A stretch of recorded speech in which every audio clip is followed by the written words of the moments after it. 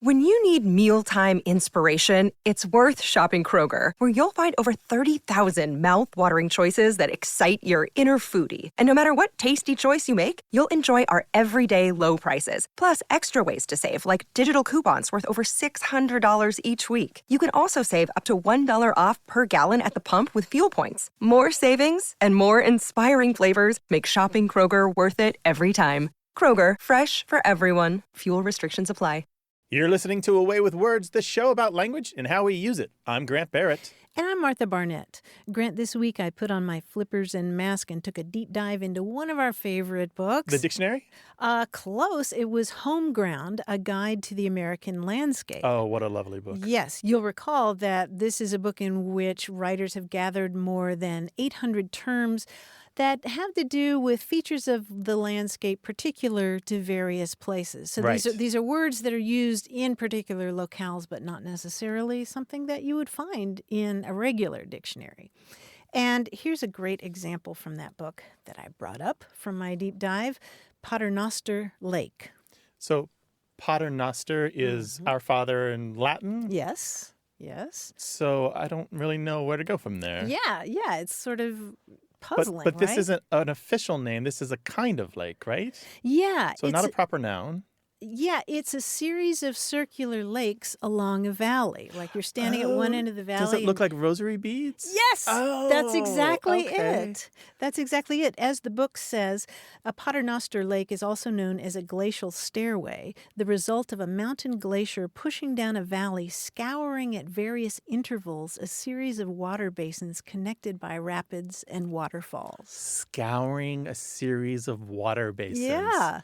Yeah. This is why we like this book. Not It just is. the language, but it's well defined and Yes. well written. Yes.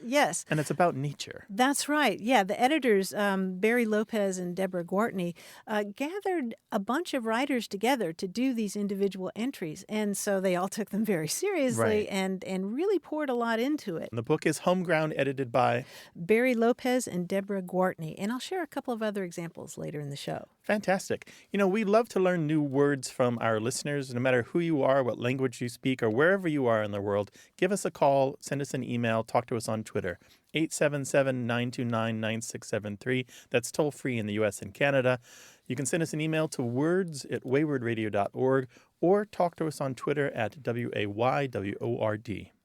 Hello, you have a way with words. Hello, my name is Matt. And Simon. We're from Waukesha, Wisconsin. Simon and Matt, hello. Welcome to the show. What can we do for you? Well, we had a question. We were walking to school. This is actually a couple of years ago, and we've been waiting to call. We finally did it. So we were walking to school, and we had a question. Simon, do you remember what words we were wondering about? The difference between barely and nearly. I was trying to think about it for a minute because they seem similar. But then I used sort of my dad kind of approach, was like, well, if you...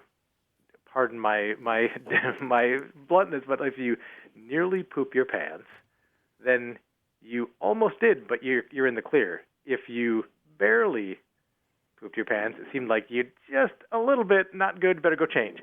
So that was my dad's approach at translating it and putting it in a very clearly painted sort of setup for Simon. So and we've kind of explored that because there's sort of subtle opposites. But Simon, you had one too, right? What was your thought on it? Like if you nearly fell off a cliff, you barely hung on.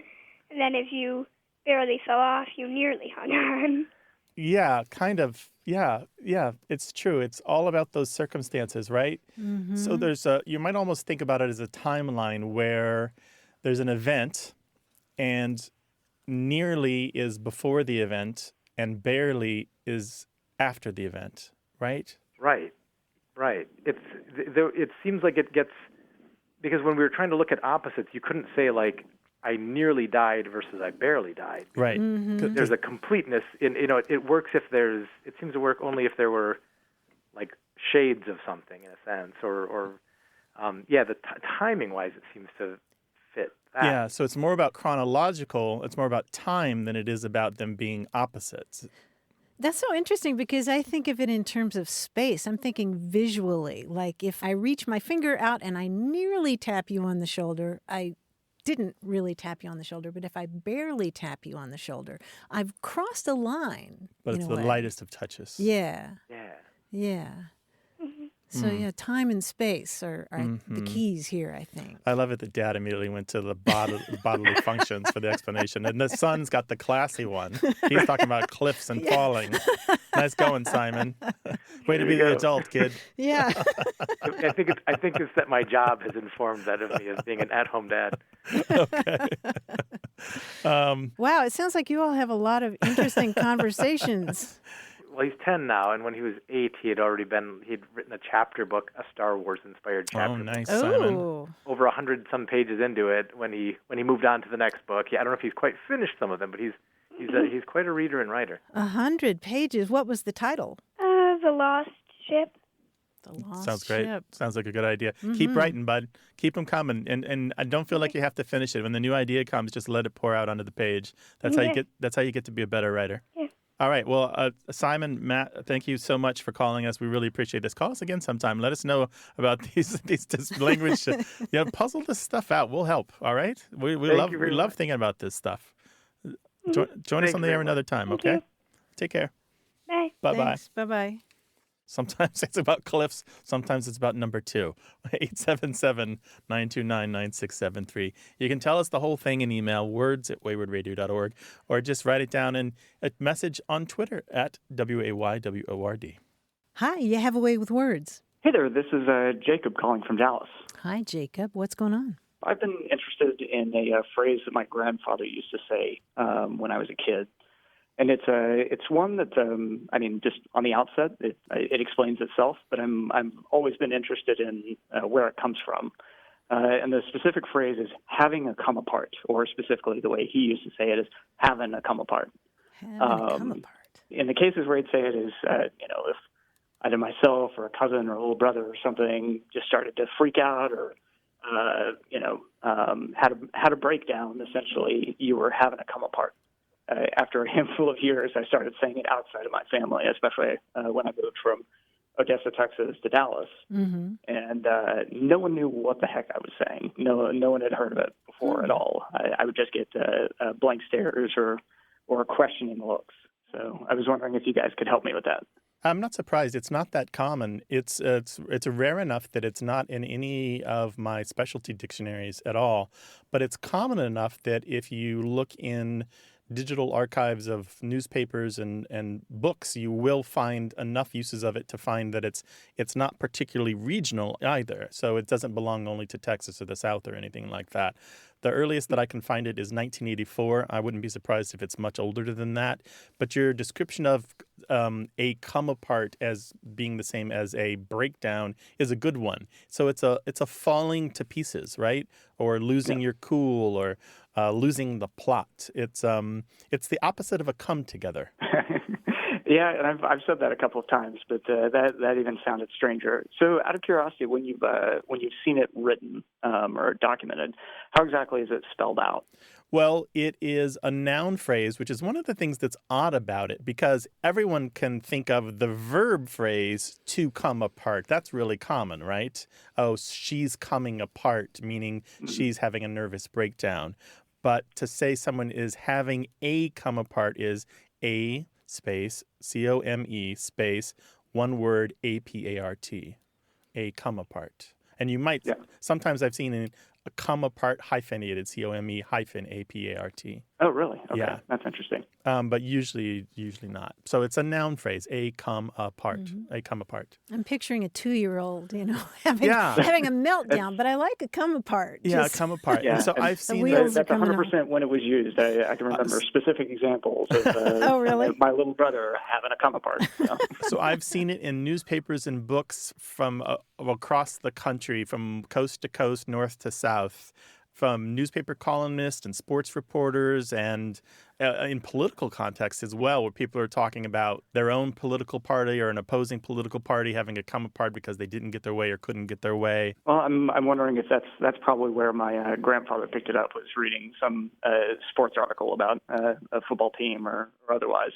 Given that you mentioned it was in the mid-'80s, that would make sense, because I was coming up in the late '80s. So it probably would have been in his in his parlance at the time. It's a good one.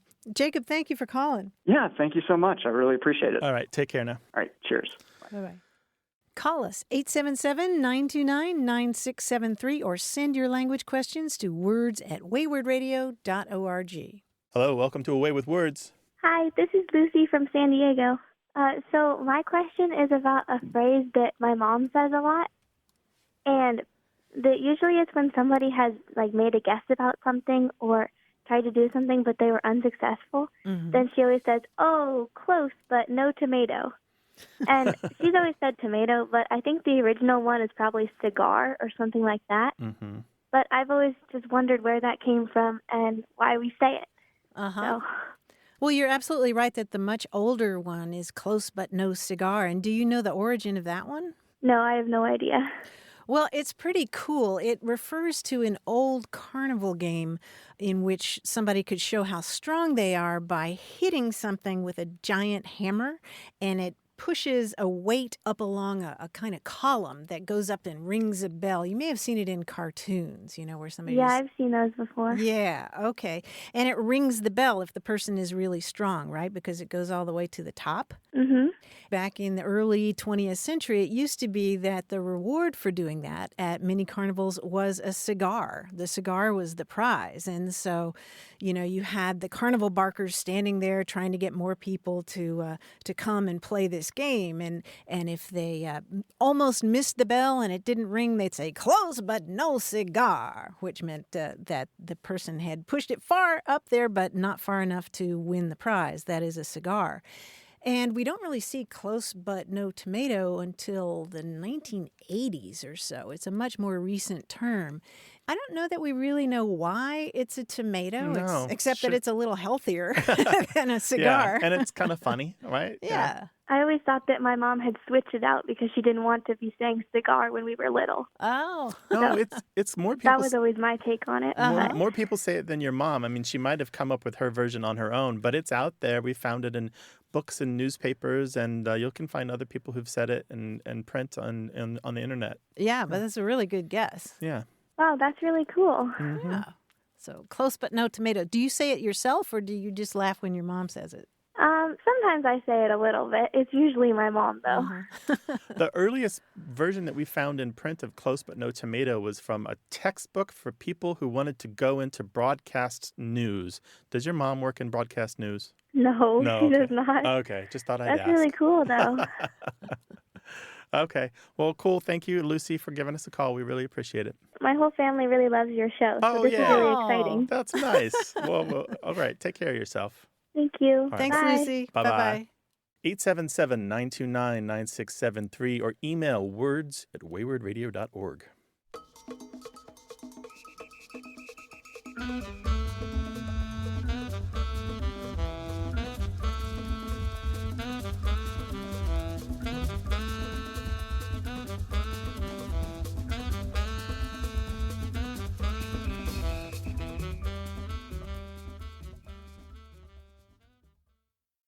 When you need mealtime inspiration, it's worth shopping Kroger, where you'll find over 30,000 mouth-watering choices that excite your inner foodie. And no matter what tasty choice you make, you'll enjoy our everyday low prices, plus extra ways to save, like digital coupons worth over $600 each week. You can also save up to $1 off per gallon at the pump with fuel points. More savings and more inspiring flavors make shopping Kroger worth it every time. Kroger, fresh for everyone. Fuel restrictions apply. You're listening to Away with Words, the show about language and how we use it. I'm Martha Barnett. And I'm Grant Barrett, and we're joined from New York City by our quiz guide, John Chinesky. Hey, Grant. Hey, Martha. How you guys doing? Hey, bud. All right. What's up? Good to hear from you. We're going to do a little quiz that we've done before today. It's called Common Bonds. I'll give you 3 things, and you tell me what they have in common. Now, there's lots of names for these. If you come to a pub quiz at Trivia NYC, we call it the Name 3 round. If you've played the game called Tribond, it's the same thing. If you're a fan of the UK game show Only Connect, that's the same thing. For example, if I said a report card, USDA inspected beef, and an incline, you would say Grade A. grades. Grades. Yes, grades is all I Okay. need on that. Yeah, so I'll Yes. give you 3 Okay. things. You tell me what they have in common. All right, Okay. here we go. whistle, ear, foil. 10. Tin. Tin. Tin, right off the bat. Very good. Right at the gate, Grant. Well done. Tin whistle, tin ear, tin foil. Good. How about this one? Crash, golf, pastry. Cart. Cart is right. C-A-R-T. Cart. Crash C-I-R-T, cart. Crash cart, golf cart, pastry cart. Very good. How about this one? Hotter, beagle, craven. Well, you can take off the first letter of each and come up with a different animal. That's what it is. Yes, very good, Martha. Hotter becomes an otter. Beagle becomes an eagle. Craven is a raven. All right, let's try this one. Set, run, go.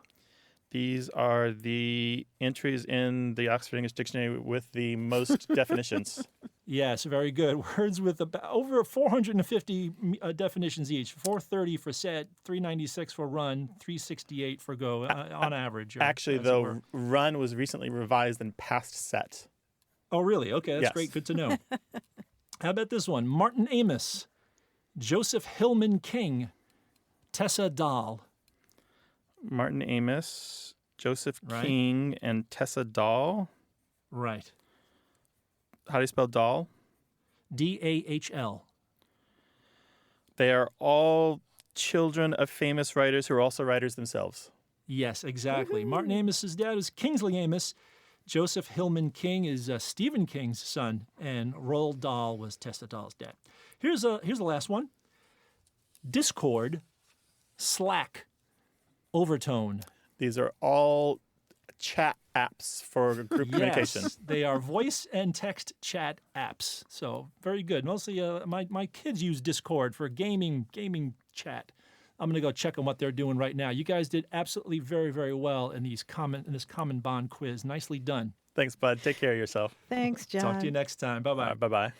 And we'd love to bond with you over language, any aspect whatsoever. Slang, grammar, word origins, regional dialects, that weird thing your grandmother used to say. Call us, 877-929-9673, or send it to us in email. The address is words@waywardradio.org.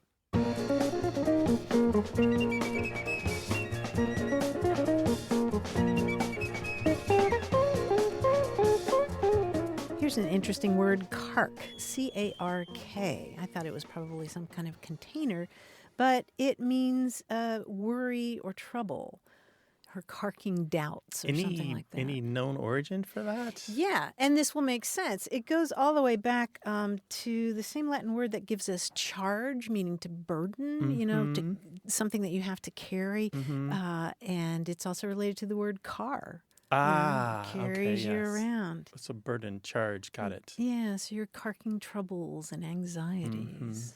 Cark. Send us an email, words@waywardradio.org. Hello, you have a way with words. Hello, this is Susanna from New York. Welcome to the show. How can we help? I am a content specialist with a large database company, and I often run into the issue of the comprised of, composed of, consist of, and comprises issue with people who believe it should be comprised of, and sometimes a big debate breaks out.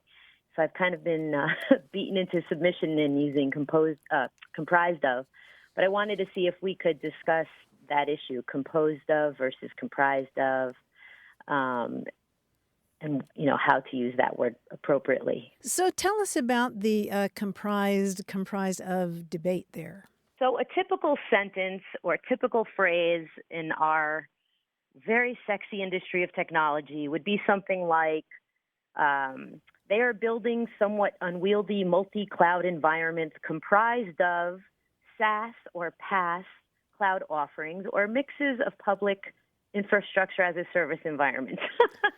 So I often try to use a pizza. I try to use the pizza example, which I try to say to them, okay, comprise means to include or consist of, like you would say the pie comprises 8 slices, or 8 slices compose the pie, try and make it simple for people to understand.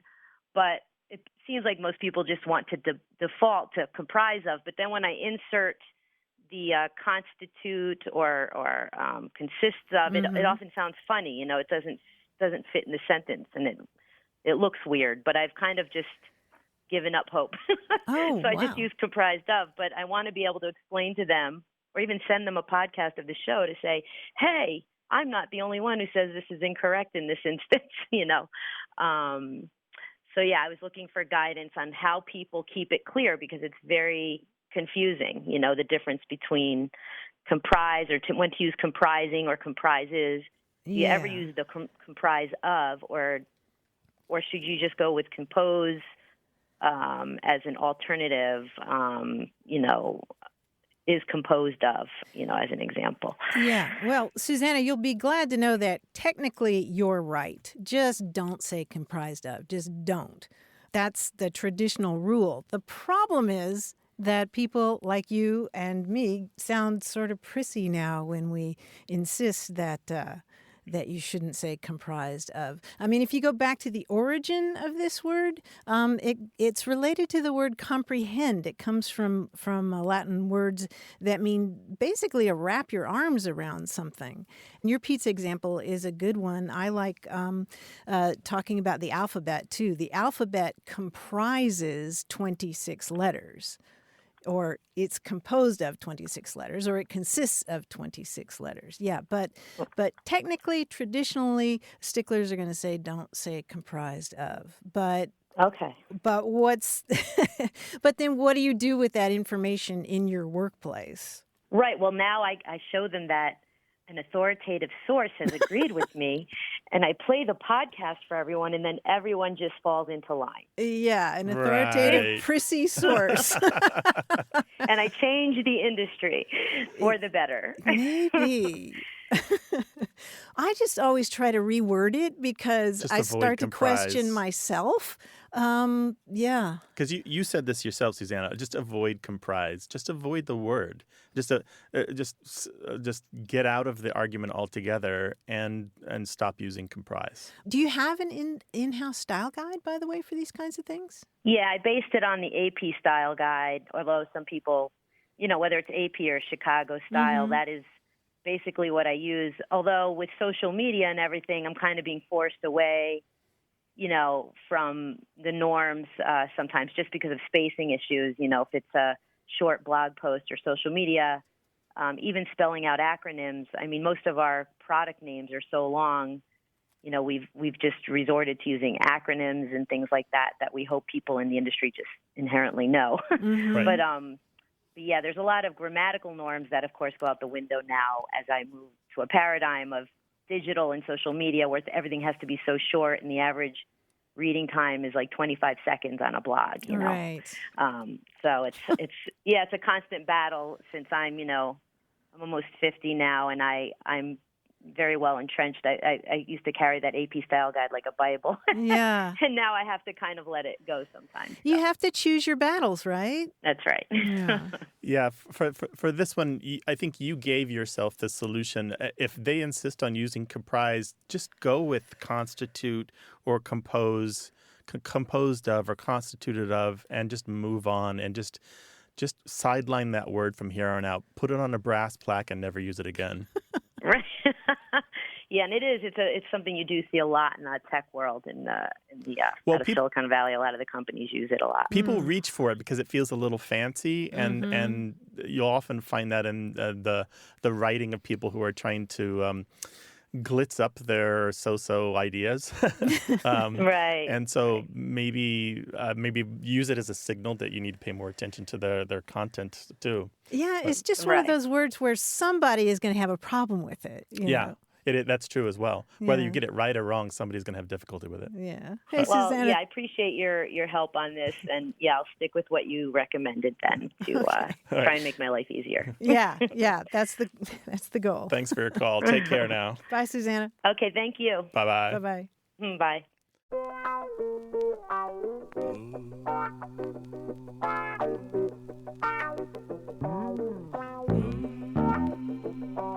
Here's another cool term from that book, Home Ground, about words for features of the landscape: singing sand. This is familiar to me. Is it? But perhaps it's from reading Dune. I don't know. Or perhaps it's from watching a National Geographic documentary. I didn't know this, but apparently sand dunes can make this sort of roaring noise. Really? Yeah, I watched a whole Ooh. a whole segment of a National Geographic. Singing sand. There's something about the way that it vibrates that produces this sound. Is sometimes it's a big booming sound, but then there's like barking sand in Hawaii where you step in sand and you kind of move your feet and it kind of makes this little yip yip yip sound. Yeah. Yeah. So there's singing sand and barking sand. Barking sand. How about that? Talk to us on Twitter at WAYWORD. Hi, you have a way with words. Hi, this is Therese, and I'm calling from Juneau, Alaska. Hi, Therese. Welcome. What can we do for you? Well, when I moved to Alaska like 35 years ago, I moved to a small community, Petersburg, it's in Southeast. And it was a summer place used by the Tlingit people, got settled by Norwegian people, and it was a strong fishing community. And so my question is, like, I would go down the street and you'd hear, you go Nulabaching, or, I got corked on the last bottle of milk, or didn't talk, or, there was just this mixture of, Norwegian and English and sometimes native words and fishing terms. And I wondered if there was an overall term for, when that occurs in a community. I mean, I know it's not the only community in the world that happens, but I'm just kind of wondering if there's a term for it. Yeah, but I got to ask you, can you explain all the things that you said? What was the first thing that you said before you said about being corked? Oh, corked. It's a fishing term. It comes out of the gill netters, and they set drift gill nets, and the top line of the net is a cork line, and the bottom is a lead line that holds so the net stays open and it drifts with the current. Mm-hmm. And there's kind of like a pattern that they use, one guy will set and then it drift for a little bit, and then when there's enough space, another net will be set and by a different fisherman. And sometimes somebody takes cuts and they set too close to somebody, so they call it getting corked. That's one of the terms. So they're taking somebody else's used. catch, more or less. Well, they're kind of interfering with somebody's ability to get a good catch. Gotcha. That's my understanding of it. I trolled, so I don't know exactly how they set their nets, but I do know that was the process. And you said something, you were talking about walking down the street and you'll hear something, and then you said something before cork. Oh, Yulabaching? Yeah, what's that? What's that? Yulabaching is a Christmas celebration. They do it Christmas Eve, and in Norway, you would have gone from farm to farm, and people would leave food out on their table. And in Petersburg, they go business to business. Mm-hmm. And it's a very social thing. Everybody goes, kids, dogs, grandparents, it doesn't matter. And traditionally, you eat Norwegian foods. You might have an adult beverage along the way, so it's very fun. So we're talking Norwegian and English and Tlingit and fishing argot and other things, all kind of used on a daily basis. Rolled into yep. one. Yeah. Yeah, so this does happen around the world, as you guessed. Anytime you've got a bunch of different people with a common interest living in the same locations, you do get an interchange of words, and it's contact language is what it is. And if it happens long enough, then you can get a permanent transfer, and things can develop. One of the things that can happen is you can get a trade language, and there have been some known in the Pacific Northwest, as a matter of fact, where a language developed that was used amongst people who traded, and now it was only used for trade, where they would come together for agricultural products and fish products and different kinds of things, and use it just as long as they were doing commerce together, as long as they were doing business. But it wasn't something they used on a day-to-day basis in their homes.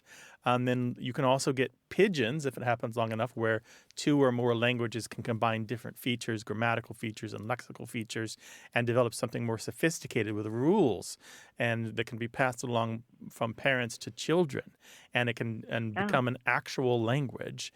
And these can survive generations and be something that can be passed through time in history and be cataloged and join the larger human family of languages. And that's spelled Pidgin. That's right, not Pigeon. like the bird. Yeah. Is that they refer to that in Hawaii sometimes? Yeah, that's right. There is a Hawaiian pidgin, which is a mix of the original Hawaiian language and English. Well, I was just curious because, I mean, that was one of the things that first struck me as a young, just out of college going there and hearing this and going, wow, it's kind of interesting. I came from New England and we have our own little set of weird words too, but I just kind of wondered how that came about and how it was referred to. Yeah, but languages in contact always leave a little bit of each other on each other, and it works both ways. Even a small language surrounded by a larger language will leave a little something behind. It always happens if there's a sufficient length of time.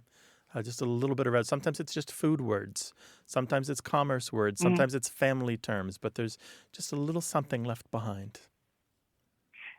I thought it enriched the community. I agree. I think it does, and it leaves a flavor. Yeah.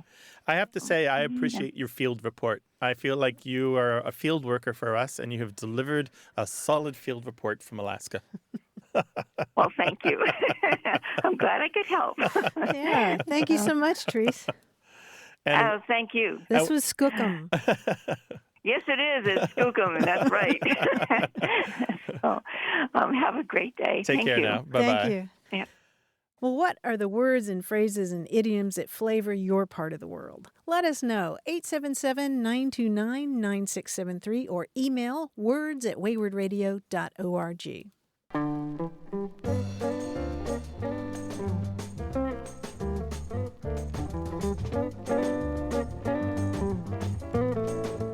A Texan friend of mine uses the expression happy as a boarding house pup.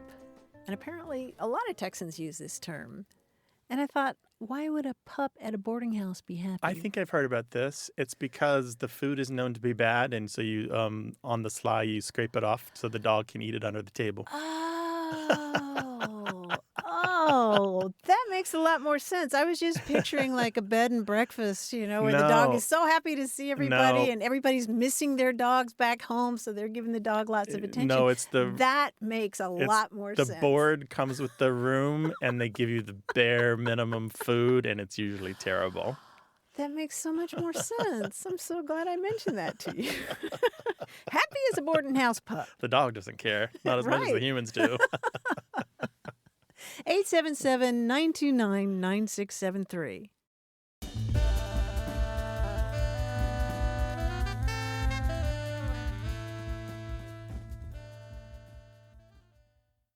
Overnight, Dunkin's Pumpkin Spice Coffee has sent folks into a cozy craze. I'm Lauren LaTulip reporting live from home in my hand-knit turtleneck that my Nana made me. Cinnamony. The home with Dunkin' is where you want to be. You're listening to A Way with Words, the show about language and how we use it. I'm Grant Barrett. And I'm Martha Barnett. I was going through one of our favorite reference works, the Dictionary of American Regional English, and I realized that there are an awful lot of regional terms that involve the word cat. Cat. And cats. C-A-T, cat. C-A-T. For example, do you know what cat beer is? I hesitate to guess, given how often cats vomit. At least they have thought about At least that. they have the grace, unlike dogs, not to reconsume it. It has nothing to do with... I don't know. What's cat beer? Cat beer is a term that you hear in the North, at least in Minnesota and in Vermont, that means milk. Oh, how about that? Cat beer. Cat beer. Yeah. What about cat hair? It's not the cat hair, cat hair. It's something else. No. Would this be, I don't know, cat hair? Like you might say of somebody, he's certainly got the cat hair. Whiskers on your face from not shaving? I don't know. Money. That's money? They had citations from Oklahoma and Ohio. Cat hair. To have the cat hairs to have money. Okay. Yeah. How about that? Sure. And cat ice is another one I really liked. Cat ice, not cat eyes. No, cat not ice. cat eyes. Who's that? What's that? Cat ice is really, really thin ice. It's either because, here's one citation from Wisconsin that says cat ice forms in depressions in fields, edges of pools, just like glass. It looks like the eye of a cat with bubbles in the ice, or a cat would break it stepping on it. Oh, I know that kind of ice. Yeah, I know that. And one more, cat face. Oh, sure. I know that one. We Yeah? have terms for that we have citations for that on our website. Oh, okay. So these are fruits, vegetables, especially tomatoes, where they kind of grow with some weird splits in the side, like the way the cat's mouth is shaped. Yeah. Yeah, or the way that a tomato looks when you pull it off the vine. You know, that part where it connected to the vine. Well, it looks like the triangular shape of a cat's face. Yeah. There are actually a couple of other definitions for cat face. One is a scar or knot on a tree. Oh, yeah. But the one that I really like is the one that's used largely in the African American community in the South. And it means a wrinkle or pucker in clothing when ironed too dry. Oh. In fact, Maya Angelou wrote in I Know Why the Caged Bird Sings, I had to iron 7 starched shirts and not leave a cat's face anywhere. Oh, how about that? Yeah. I didn't know that one. I know. So many picturesque terms involving cats. This is A Way with Words. We talk about language. We welcome your calls, your emails, and your tweets. 877-929-9673. Email words@waywordradio.org or talk to us on Twitter at WAYWORD.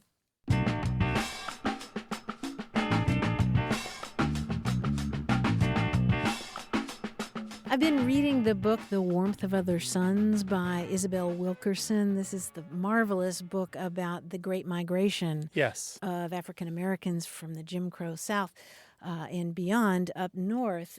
One of the expressions that I'd never come across before was, you must be smelling yourself. Oh, yes, of course. Which is what you say of somebody who's conceited. Right, they have a high opinion of themselves. Yeah, you must be smelling yourself. It is a marvelous history. I have read some of that myself, but it's been a number of years. Yeah. I highly recommend it. The book again is The Warmth of Other Suns by Isabel Wilkerson. 877-929-9673. Hi there, you have a way with words. Hi, this is Andres from San Diego, California. Andres, welcome. So my question is, where did the term pokey come from? And pokey is in when people refer to like a prison or a jail, you know, people say like, oh, I was in the pokey for a couple nights. Where'd you run across it? So actually, it's funny. I was listening to this guy that I follow on the internet. He used to be a bank robber in the 80s. And I don't hear many people say the term pokey anymore. I used to hear it when I was younger, with my uncles and stuff like that. But he referred to jail as pokey, and it kind of just brought back memories. I was like, I wonder where that came from. There's a little bit of mystery in it, like so many words. We don't know the full story, but it probably goes back to a word known as pogie, which is maybe familiar to you, and I'll get into that in a little bit, which meant a workhouse or a poorhouse. Those two words might not be very well known these days. A workhouse was a prison where you worked as part of your sentence. You did manual labor usually. And a poorhouse was a similar place where you worked off a debt. Or maybe it used to be common if you owed money and couldn't pay it, you were imprisoned. Now, this is not allowed anymore, but at the time it was. And those were known as pogies as well. That word in turn, we're not really sure where it comes from. But there's another word that you may know, which is the adjective pokey, which is spelled without the E, P-O-K-Y, which means small or cramped, and it may be related to that. And so the idea is that a pokey could just be a small or cramped space. And pokey and pogie, you can hear they sound very much alike. And there's a lot of interplay between these two words. The pokey for jail with the K first appears in print in the early 1900s, but pogie, referring to a small cramped space, appears in the late 1800s. There's a lot of back and forth, a lot of different spellings for these, a lot of oral transmission. But even now you will hear pokey and pogie both being used to refer to prison in prison slang and prison argot and different kinds of like the glossaries in the back of these books that people write about their time in the joint and that sort of thing. And there's one particular expression that sometimes is kind of unsavory, pogie bait, you'll hear sometimes it's used to talk about anything or anyone that might lead someone to commit a crime, especially a sexual one. So, in other words, jailbait. So pogey bait. So that is the same word in pogey bait is the same word as pokey or pogey to mean a jail. Yeah. So anyway, that's the most that we know about it. Yeah. Well, thank you guys very much for clarifying that. Yeah, sure. No Thanks for problem. calling. Thanks for calling. Take care. All right. Thank you guys. Have Bye-bye. a great day. 877-929-9673.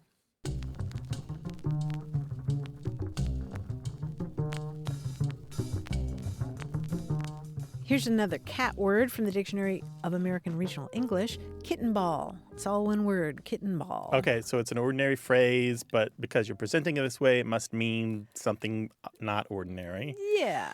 Plant related? Nope. No. Nope. I have no idea. It's an early name for softball. Softball. Yeah. According to Paul Dixon's Baseball Dictionary, it was introduced in Minneapolis by a fire company as a form of exercise. And the first team took the name Kittens as their nickname. Oh, okay. And set up a little diamond next to the station. So it's kind of an informal term for softball and heard in places like Minnesota and Iowa. Kitten ball instead of as opposed to maybe hard ball, so it's suggesting the softness of the sport versus the okay. Yeah. Go Kittens. Go Kittens. 877-929-9673. Hello, you have a way with words. Hey, how's it going? Hi, it's going well. Who are you and where are you calling from? So this is Omar, and I'm calling from Wilmington, North Carolina. Ah, from Wilmington, there on the coast, huh? Yeah. Okay, well, great. What can we talk with you about? Sure. So a little backstory. I was born and raised in Pakistan, and I grew up playing a very popular sport over there called cricket. Sure. And oftentimes I would hear the TV commentators talk about the cricket team captain as the skipper. And I was curious if the term skipper is used for captains of other sports or if it's even used outside the context of sports. Mm-hmm. Yeah, so skipper for the team captain in cricket, right? Yes. Yeah, it's incredibly common. You'll find it in curling sometimes, or bowling or bowls, sometimes even in cycling. It comes from, of course, naval usage or seafaring usage. And even in more informal context, just some skipper, anybody in charge of a bus sometimes, or any kind of public transit is just jokingly or in a friendly way sometimes called the skipper, or even abbreviated to skip. Did you ever call your team captain just skip? Not really, but generally I would hear the commentators talk about, the skipper is out on the field for the coin toss. Yeah. And generally it was the Australian cricket team, and they would be referring to their captain as the skipper. Okay. Yeah, so it comes directly from the skipper of a ship, and the word skipper itself comes from the word ship, and it basically means the person who conducts a ship, the person who makes the ship go where the ship needs to go. It's kind of a borrowed usage, the person in charge of conducting this whole enterprise and making it go and do what it needs to do.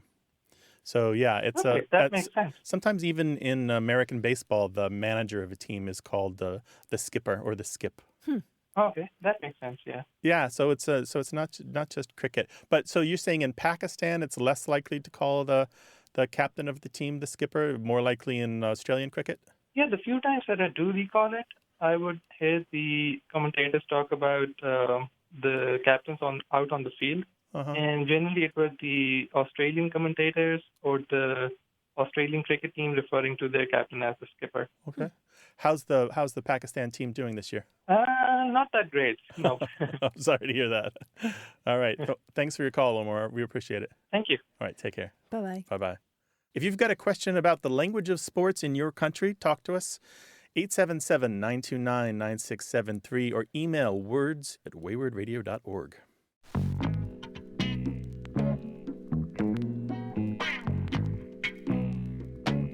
Another word from home ground is Tsegi, Tsegi.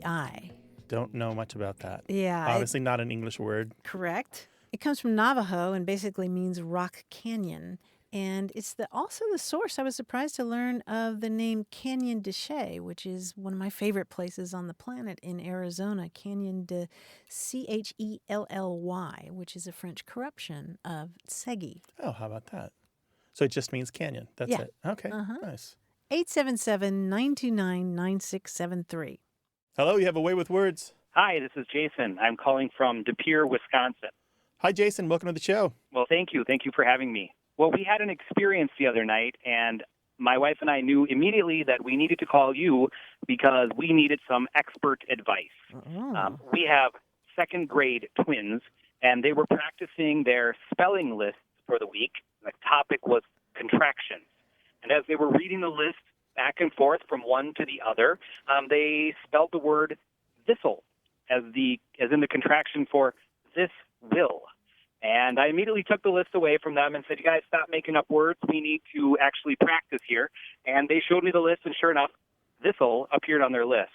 My wife and I talked about it, and I couldn't come up with anything that seemed like appropriate usage to me. And so I thought, we better throw this one to you and get the expert advice. Is thistle sloppy language, or can they use it in writing? So THIS''LL, this'll. That is it. A contraction for this will. Mm-hmm. And what's your major objection to it? Well, we tried to think of, writing a paper. The kids are going to write something, and they're going to say, this will be the answer. Like I said, we could come up with the American Pie song, this will be the day that I die. Yeah. But I felt like anything goes in music, but spelling thistle as a contraction, it just didn't make sense to either of us as an appropriate word for them to be learning. What an interesting question. Were there any other outliers like that? Like that'll? No, I didn't see that'll, Uh-huh. and I think that's my main argument with it was there wasn't any other outliers. Everything else seemed like common usage words, and I know this is a national spelling list they use at different schools, and so I was just surprised to see that word appear. Oh, it is a national list? Because I was going to ask if it was possibly pulled from readings that they're doing in class. Like, did it come from books or chapters or other things that they're reading? Well, oddly enough, I had a discussion about it with their teacher because we were just kind of bantering about it, and she said, "Boy, I hope that wasn't something I tossed in there." And she went back to the list and said, "No, this is provided as from the source material that they use and that they're teaching at multiple schools, I'm sure, across the country." How about that? So the teacher started backpedaling? She was nervous if it was a word. She said, "I sure hope that's not a Mrs. V word." And I said, "Well, let's look." And she said, "No, it's definitely on the list." Well, it's an allowed contraction. There's nothing morphologically wrong with it. It's a perfectly legitimate contraction in English. Certainly you can find zillions and zillions of use of it. It's not a common contraction. Mm-hmm. I mean, compared to the other contractions, it's a sound formation in English, and it's perfectly well formed. Mm-hmm. And I think Grant raised a good point, which is that they may well be encountering it in books or other things that they're reading, this'll, and it would be useful to know. But I can hear your point as well that you might not want to see that in a paper. Yeah, right? and if we were to look at the most common, say, top 1,000,000 words in English, I'm not even sure that would be in there. I mean, you would encounter she'll or he'll or we'll, we will, she will, he will, long before you would encounter this'll. It had to be somebody's favorite word that they included it on the list. Maybe, or maybe somebody who had homophones on the brain and they were thinking of the word thistle, Thistle. Well, that was my first thought was, we're doing contractions. Don't be messing around with thistle. Yeah. With thistle. Ouch. So, Jason, did your daughters have any input on this? They just thought that I was being goofy, that I was so worked up about, a spelling word. Dad, it's on the list. Of course we have to learn to spell it. They kind of thought I was being silly. Yeah. There's no harm in learning it. I don't know that there's a lot of value. It's interesting. It could easily, though, be a nice jumping off point, and I'd be interested to hear from the teacher on this. If you have this'll on the list, it does give you a jumping point for all the other ''LL contractions. So you just use that word to talk about all the other contractions that can be formed in that way. So maybe it isn't a standalone word. We can then talk about wheel and shield and heel and da-da-da-da-da and all the other words that are formed with will as a contracted form. Yeah, it's weird. I think of that'll be $5.95, and I don't think twice about that. That would be far more common, right? Yeah. That'll be far more common choice than this'll. Or those'll. Those Or these'll. Maybe. Well, that's what I'm worried about, those and diesels. They sound so weird standalone, but as part of a sentence, they sound normal. Well, I'd be real curious to know what other parents of students in your classroom or other parents who are listening might have to say about that. Maybe, but I just want to reassure you, Jason, that no harm is being done here. All right, I'm going to have to accept it. Yeah. Yeah, and your daughters are going to have to admit that Dad's maybe not quite so goofy. I better correct you that it's a daughter and a son, or they'll be really mad at me. Oh. All right. You have to know twins come in all forms. Yes, absolutely they do. We'll tell your children we said hello and congratulate them on having a father who cares and pays attention to their schoolwork. Thank you so much, you guys. I really appreciate it. All right. Alrighty. Take care Bye-bye. now. Bye-bye. 877-929-9673. Email words@waywardradio.org.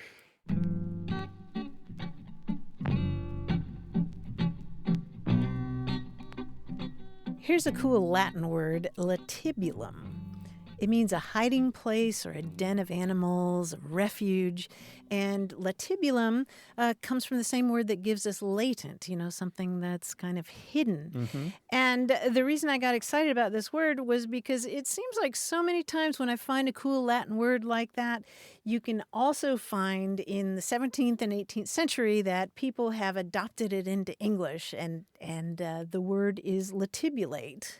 Oh, so they did, but it just didn't catch on. It didn't catch, it's obsolete now. But latibulate, according to a 1623 dictionary, means privily to hide oneself in a corner. Privily to hide oneself in the corner. Yeah, I'm going to go to that party, but I'm going to latibulate. Fantastic. 877-929-9673. Thanks to senior producer Stephanie Levine, director Colin Tedeschi, editor Tim Felton, and production assistant Caitlin O'Connell. You can send us a message, subscribe to the podcast, get the newsletter, or catch up on hundreds of past episodes at waywardradio.org. Our toll-free line is always open in the U.S. and Canada, 877-929-9673. Or send us your thoughts to words@waywardradio.org. A Way with Words is an independent production of Wayward Inc., a nonprofit supported by listeners and organizations who are changing the way the world talks about language. We're coming to you from the Recording Arts Center at Studio West in San Diego, California. Thanks for listening. I'm Grant Barrett. And I'm Martha Barnett. Until next time, goodbye. Bye.